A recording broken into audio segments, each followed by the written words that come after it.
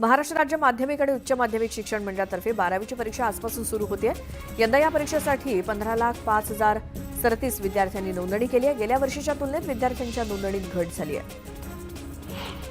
12वीच्या परीक्षेसाठी परीक्षा केंद्रावर केंद्र संचालक, पर्यवेक्षक अशा परीक्षा संबंधित कर्मचाऱ्यांची अदलाबदल करण्यात आली आहे। त्यात सर्वाधिक केंद्र छत्रपती संभाजीनगर विभागीय मंडळातली असून संवेदनशील परीक्षांच्या केंद्रावरती ड्रोनद्वारे देखरेख ठेवली जाणार आहे। राज्यात शिक्षक भरतीचा दुसरा टप्पा सुरू करण्यात आल्यामुळे त्या माध्यमातून आवश्यक आणि पात्र शिक्षक उपलब्ध होणार आहेत। त्यामुळे राज्यातील 10 आणि 10पेक्षा कमी पटसंख्येच्या शाळांमध्ये डीएड, बीएड आणि पात्रताधारक बेरोजगार उमेदवारांना कंत्राटी तत्वावर नियुक्ती देण्याचा शासन निर्णय रद्द करण्यात आला आहे।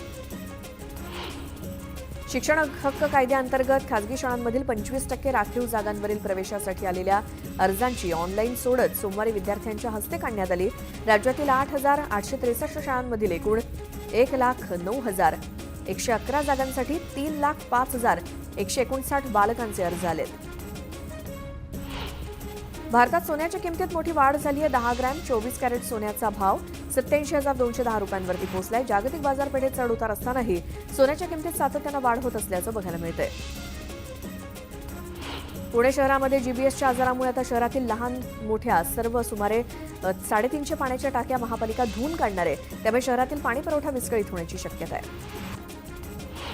राज्यात जीबीएसच्या आणखी एका रुग्णाचा मृत्यू झालाय। पुणे महानगरपालिकेच्या कमला नेहरू रुग्णालयात एका 37 वर्षीय रुग्णाच्या मृत्यूची नोंद झाली। त्यामुळे राज्यात आतापर्यंत जीबीएसमुळे मृत्यू झालेल्या रुग्णांची संख्या 7 झाली आहे।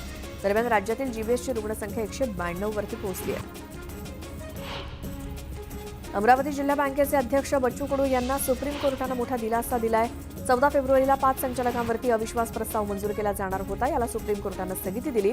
आम्ही शेतकऱ्यांच्या बाजूने निर्णय घेत आहोत। ही लढाई आम्ही जिंकलेली आहे।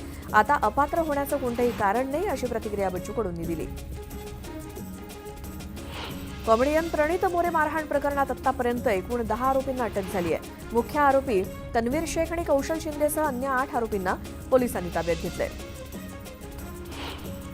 पालकमंत्री चंद्रकांत पाटलांच्या अध्यक्षतेखाली ड्रग्ज प्रकरणी टास्क फोर्स समितीची बैठक पार पडली।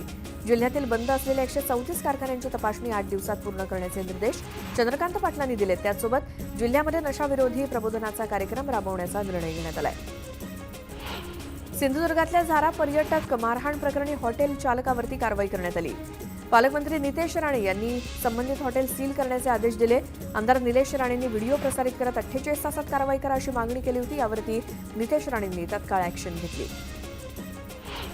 नांदेड शहरातील शाहीपुरा भागात दोघांवरती गोळ्या झाडणारा हल्लेखोर सीसीटीव्ही कॅमेऱ्यात कैद झालाय। दुचाकी चोरी करण्यासाठी बंदुकीचा धाक दाखवत या तरुणानं दोघांवर गोळीबार केला होता। यामध्ये एका युवकाचा उपचारादरम्यान मृत्यू झालाय।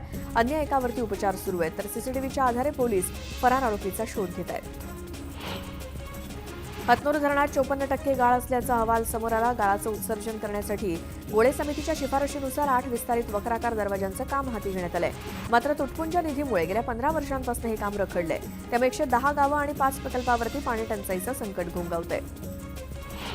नंदुरबार तालुक्यातील रजाळे गावचे सरपंच राजेंद्र मराठे यांनी महाराष्ट्र राज्य वीज वितरण कंपनीच्या कार्यालयात अंगावरती पेट्रोल ओतून आत्मदहनाचा प्रयत्न केला। मागच्या 2 महिन्यांपासून ट्रान्सफॉर्मरमधील बिघाडामुळे विजेची समस्या निर्माण होऊन पीक जळून जात असल्यामुळे सरपंचांनी उपोषण केलं होतं। मात्र याची दखल घेतली न गेल्यामुळे त्यांनी आत्मदहनाचा प्रयत्न केला। शिर्डीमध्ये झालेल्या दुहेरी हत्याकांडाचा निषेध करत शिर्डीतल्या ग्रामस्थांनी निषेध करत ग्रामसभा आणि मशाल मोर्चा काढला। काळ्या फिती बांधून मशाल मोर्चा काढत ग्रामस्थांनी या घटनेचा निषेध केला। यावेळी मृतांच्या कुटुंबियांना अश्रू अनावर झाले। राज्यातील कंत्राटदारांच्या विविध संघटनांनी सरकारविरोधात थकीत देयकांच्या मागणीसाठी एल्गार पुकारला। 1 मार्चपासून कंत्राटदाराकडनं राज्यभर विकास कामं बंद करण्याचा इशारा देण्यात आलाय। छत्रपती संभाजीनगर शहरातील शंभूनगर इथल्या ड्रेनेज लाईन आणि कचऱ्याच्या समस्येविरोधात भारतीय कम्युनिस्ट पक्षाच्या वतीनं आंदोलन करण्यात आलं। शहरातील समस्या तत्काळ सोडवाव्यात, अन्यथा तीव्र आंदोलनाचा इशारा देण्यात आलाय। हिंगोलीच्या वसमत नगर परिषदेतील कर्मचाऱ्यांनी काम बंद आंदोलन केलं। विविध प्रलंबित मागण्या पूर्ण न झाल्यामुळे हे आंदोलन करण्यात आलं। नवी मुंबईतल्या कंत्राटी कर्मचाऱ्यांनी बेमुदत संप मागे घेतलाय। पगाराच्या प्रश्नी हा संप पुकारला होता। तर महानगरपालिका प्रशासनानं लेखी दिल्यामुळे आंदोलन स्थगित करत असल्याचं आंदोलकांनी सांगितलं। 4 दिवसांपूर्वी जळगाव जिल्ह्यातील वरण गावात माता रमाईंच्या जयंतीनिमित्तानं मिरवणुकीचं आयोजन करण्यात आलं होतं. या मिरवणुकीत दगडफेक करण्यात आली होती. या विरोधात आंबेडकरी अनुयायांनी वरण गावात निषेध मोर्चा काढला. अभिनेत्री रिंकू राजगुरूनं खासदार धनंजय महाडिकांचा मुलगा कृष्णराज महाडिकांसोबत करवीर निवासिनी अंबाबाईचं दर्शन घेतलं. कृष्णराजची ही नवी पोस्ट चांगलीच व्हायरल झाली असून फोटोवर दोघांचेही चाहते भरभरून प्रतिक्रिया देत आहेत. अहिल्यानगर जिल्ह्यातील कर्जत तालुक्यात 1300 वर्ष पुरातन श्री जगदंबा देवी मंदिरात 2 किलो वजनाचा सोन्याचा मुकुट बसवण्यात आला. जगदंबा मंदिरात शतचंडी महोत्सव सुरू आहे. त्यानिमित्तानं देवीला सोन्याचा मुकुट परिधान करण्यात आलाय. वडगाव तालुक्यातील भातखंडे बुद्रुक गावाच्या सुपुत्रांनी 108 दिवसात 3600 किलोमीटरचा पायी प्रवास करून खडतर मानली जाणारी नर्मदा परिक्रमा पूर्ण केली. हिंगोलीच्या बोराळा गावाच्या शिवारामध्ये जलसंपदा विभागाच्या साठवण तलावाचं काम निकृष्ट दर्जाचं होत असल्याचा आरोप शेतकऱ्यांनी केला. या कामाची संपूर्ण चौकशी करून दर्जेदार काम करण्याची मागणी ग्रामस्थांनी केली.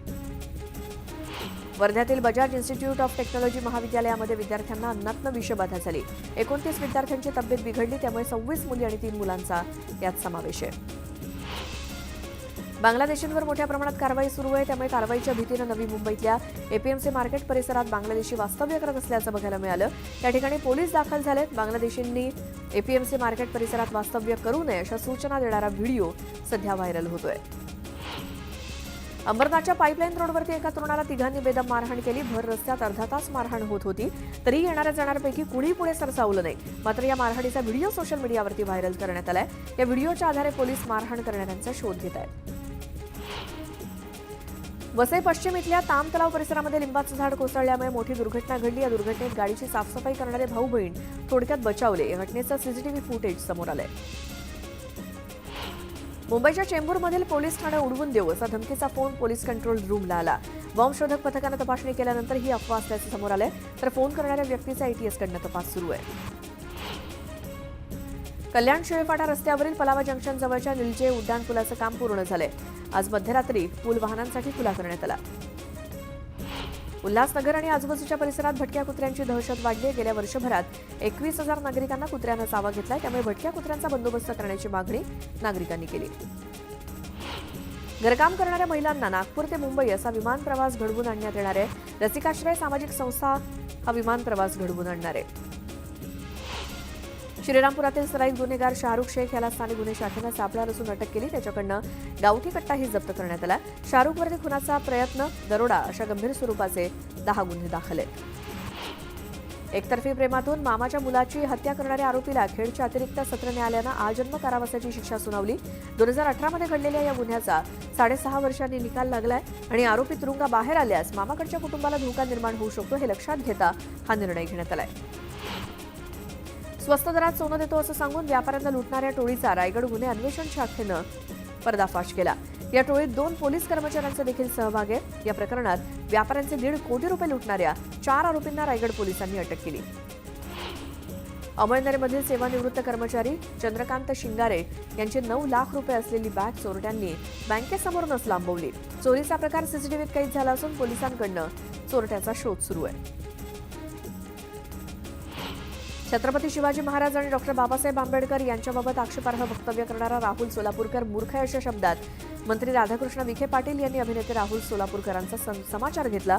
राज्य सरकारनं अशा लोकांवर अजामीनपात्र गुन्हा दाखल करावा असं विखे पाटील म्हणाले. मागील 2 महिन्यांपासून मुंबईच्या हवेचा खालावलेला दर्जा वाढत्या उन्हाळ्यामुळे आणि वाऱ्यांच्या बदलत्या स्थितीमुळे हळूहळू सुधारतोय. गेल्या काही दिवसांपासून मुंबईतील काही भागातील हवेचा दर्जा समाधानकारक श्रेणीत नोंदवण्यात आलाय. राज्यामध्ये सापडलेल्या बनावट औषधांच्या पार्श्वभूमीवर सर्व आरोग्य संस्थांमधील उपलब्ध साठा त्याची गुणवत्ता तपासणीसाठी राज्य सरकारनं नियमावली जाहीर केली आहे. मात्र मागील 2 वर्षांमध्ये महाराष्ट्र राज्य वैद्यकीय वस्तू खरेदी प्राधिकरणानं खरेदी केलेल्या 22,367 औषधांपैकी अवघे 8 नमुने कमी दर्जाचे असल्याचं उघडकीस आलंय. तर अद्यापही 1,616 औषधांच्या नमुन्यांचा अहवाल प्रलंबित आहे. पिंपरी महानगरपालिकेकडनं 3 दिवसात तब्बल 276 एकर क्षेत्रावरील 1,511 अनधिकृत बांधकामं आणि पत्रा शेडवरती कारवाई करण्यात आली. उद्योगनगरीच्या 50 वर्षांच्या आणि महापालिकेच्या 40 वर्षांच्या इतिहासातली ही सर्वात मोठी कारवाई ठरली आहे. निलजे रेल्वे पुलाच्या पुनर्बांधणीचा उजड काम विहित वेळेत 1 दिवस अगोदर पूर्ण झालंय. त्यामुळे पुलावरील वाहतूक सोमवारी रात्री 12 वाजल्यानंतर नियमित सुरू होऊन रेल्वेच्या अभियंत्यानं सांगितलं. वडाळा ते कासार वडवली मेट्रो 4 आणि कासार वडवली ते गायमुख मेट्रो 4A या 2 मेट्रो मार्गिकांच्या मिळून 10 स्थानकांवरनं या वर्षाअखेरीस मेट्रो धावणार आहे. कॅडबरी जंक्शन ते गायमुख मार्गावरती मेट्रो धावणार असल्यामुळे ठाणे शहराला डिसेंबर अखेर पहिली मेट्रो मिळण्याचा मार्ग मोकळा झालाय. टोरेस प्रकरणात नवी मुंबईतनं आतापर्यंत 848 तक्रारदार समोर आलेत. त्यांची 11 कोटी 14 लाखांची फसवणूक झाली. टोरेस प्रकरणात 4 गुन्हे दाखल असल्यामुळे नवी मुंबईचा गुन्हा मुंबई पोलिसांकडे वर्ग होण्याची शक्यता आहे. मुंबई आरटीओ कार्यालयामध्ये मीटर अद्ययावत केलेल्या रिक्षा टॅक्सींच्या तपासणीसाठी टेस्ट ट्रॅक तयार करण्यात आले. या ट्रॅकवरती नव्या दरानुसार मीटर अद्ययावत केलेल्या रिक्षा आणि टॅक्सींची तपासणी करून त्यांना परवानगी दिली जाणार आहे. परंतु नवे दर लागू होऊन 10 दिवस उलटले तरी अद्याप मीटरचं अद्ययावतीकरण सुरू करण्यात आलेलं नाही. माघी गणेशोत्सवातील सार्वजनिक मूर्तींचं विसर्जन समुद्रात करण्यास पालिका प्रशासनानं नकार दिलाय. मूर्ती विसर्जनासाठी पालिकेनं व्यवस्था केलेल्या कृत्रिम तलावातच विसर्जन करावं अशी भूमिका पालिका प्रशासनानं घेतली आहे. मात्र 14 ते 15 फुटांच्या मूर्तीचं विसर्जन कृत्रिम तलावात होऊ शकत नसल्यामुळे अद्याप विसर्जनाबाबतचा तिढा कायम आहे. माघी गणेशोत्सवात बाप्पाच्या विसर्जनावर आलेलं विघ्न अखेर टळलंय. गेल्या 4 दिवसांपासून गोडाऊनमध्ये ठेवलेल्या बाप्पाचं आज 11व्या दिवशी विसर्जन केलं जात आहे. मात्र प्लास्टर ऑफ पॅरिसच्या कोणत्याही मूर्तीचं विसर्जन समुद्रात होणार नसून पालिकेनं निर्माण केलेल्या कृत्रिम तलावातच केलं जाईल. यासाठी कृत्रिम तलावांची सुविधा उपलब्ध करून दिली जाते. जास्तीत जास्त नागरिकांना आरोग्य सुविधेचा लाभ होण्यासाठी आयुष्मान भारत योजनेच्या कार्ड वितरणाचं उद्दिष्ट पूर्ण करावं असे निर्देश सार्वजनिक आरोग्य राज्यमंत्री मेघना बोर्डीकर यांनी दिलेत. प्रधानमंत्री जन आरोग्य योजना आणि महात्मा ज्योतिबा फुले जन आरोग्य योजना यांचा आढावा घेण्यात आला. त्यावेळी राज्यमंत्री बोर्डीकर बोलत होत्या. ठाण्यात 8,000हून अधिक बेकायदा बॅनरवरती कारवाई करण्यात आली. बेकायदा बॅनरबाजी प्रकरणी 125 जणांवरती गुन्हे दाखल झाले असून 1 लाखांहून अधिक रुपयांचा दंड वसूल करण्यात आलाय. महापालिकेच्या नुकत्याच जाहीर झालेल्या अर्थसंकल्पात कोळीवाड्यांच्या विकासासाठी तुटपुंजी तरतूद करण्यात आली असून मूळ गावठाणांचा विस्तारच केला नसल्याचा आरोप वॉचडॉग फाउंडेशनने केला आहे. अर्थसंकल्पात शहर आणि उपनगरातील 42 कोळीवाड्यांच्या विकासासाठी केवळ 25 कोटी रुपयांची तरतूद केली आहे. भारतामध्ये तयार होणाऱ्या ॲपल आयफोनचा जगात दबदबा चांगलाच वाढलाय. जानेवारीत आयफोनच्या निर्यातीनं 1 ट्रिलियन अर्थात 1 लाख कोटी रुपये इतक्या मूल्याचा टप्पा पार केला. चालू आर्थिक वर्षात एप्रिल 2024 ते जानेवारी 2025 या कालावधीत आयफोनच्या निर्यातीत तब्बल 31% वाढ झाली आहे. लाल कांदा दरात अद्यापही फारशी सुधारणा झाली नसल्याचं चित्र आहे. सोलापूर बाजारात जैसे थेच दर आहेत. दुसरीकडे लासलगावात मात्र काहीसा दिलासा मिळालाय. सोलापूर बाजारात लाल कांद्याला सरासरी 1800 रुपये तर लासलगाव बाजारात 2500 रुपयांचा दर मिळाला. नमामि चंद्रभागा या मोहिमेसाठी पुणे आणि सोलापूर जिल्हाधिकाऱ्यांच्या आणि विभागीय आयुक्तांच्या अध्यक्षतेखाली कार्यकारी समितीची स्थापना करण्यात आली. जिल्हा स्तरावरील समितीकडनं या मोहिमेअंतर्गत कामाचा आराखडा तयार करण्यात येणार आहे. कामाच्या अंमलबजावणीसाठी संबंधित यंत्रणेशी समन्वय ठेवून महिन्यातून एकदा समितीची बैठक घेण्याचं निश्चित करण्यात आलंय. राज्यातील एकूण 8 जिल्ह्यांमध्ये उद्यापासून 3 दिवस किंचित थंडी जाणवण्याची शक्यता आहे. उर्वरित महाराष्ट्रातील 28 जिल्ह्यात मात्र वातावरणात विशेष बदल जाणवणार नाही. राज्याचे उपमुख्यमंत्री एकनाथ शिंदे यांना पुण्यातील सरहद संस्थेच्या वतीनं दिला जाणारा प्रतिष्ठित महादजी शिंदे राष्ट्रगौरव पुरस्कारानं सन्मानित केलं जाणार आहे. ज्येष्ठ नेते शरद पवार यांच्या हस्ते उपमुख्यमंत्री शिंदे यांचा गौरव करून त्यांना पुरस्कार प्रदान केला जाणार आहे. नाशिक आणि रायगड जिल्ह्याच्या पालकमंत्रीपदावरून शिवसेनेला डावलल्यानंतर मुख्यमंत्री देवेंद्र फडणवीसांनी उपमुख्यमंत्री एकनाथ शिंदे यांना आणखी एक धक्का दिलाय. गेल्या आठवड्यात पुनर्गठित केलेल्या राज्य आपत्ती व्यवस्थापन समितीमध्ये शिंदे यांना डावलून उपमुख्यमंत्री अजित पवार यांना या समितीच्या सदस्यपदी नियुक्त करण्यात आलंय. एकनाथ शिंदे यांच्या सरकारनं केलेल्या लोकप्रिय घोषणांना कात्री लावण्याचा विचार फडणवीस सरकार करते. लाडकी बहीण योजनेतून अपात्र महिलांना वगळण्यात आल्यानंतर आता मुख्यमंत्री तीर्थदर्शन, शिवभोजन थाळी, आनंदाचा शिधा, लाडका भाऊ आणि महिलांसाठी गुलाबी रिक्षा अशा योजना काही प्रमाणात गुंडाळण्यात येण्याची शक्यता आहे. शक्तीपीठ महामार्ग कोल्हापूर जिल्ह्यातून जाणार नाही हे आपण आधीच सांगितलंय. त्यामुळे आधी जे लेआउट काढला होता तो रद्द झाल्याची अधिसूचना आहे. राजेश क्षीरसागर हे शहरी भागात राहणारे आमदार आहेत आणि या महामार्गाला शेतकऱ्यांचा विरोधच आहे अशा शब्दात वैद्यकीय शिक्षण मंत्री हसन मुश्रीफ यांनी ठणकावलं. राहुल सोलापूरकर यांच्या विधानामागे महाराष्ट्र अशांत करण्याचा प्रयत्न चाललाय का ते बघावं लागेल. महापुरुषांबाबत विधानं करणाऱ्यांवरती कारवाई तरी झालीच पाहिजे अशी वक्तव्य खपवून घेतली जाणार नाहीत असा इशारा सार्वजनिक बांधकाम मंत्री शिवेंद्रराजे भोसले यांनी दिला. वंचित बहुजन आघाडीचे कार्यकर्ते अभिनेते राहुल सोलापूरकरांविरोधात आक्रमक झालेत. उद्या सोलापूरकरांच्या पुण्यातील घरावरती वंचितचे कार्यकर्ते मोर्चा काढणार आहेत.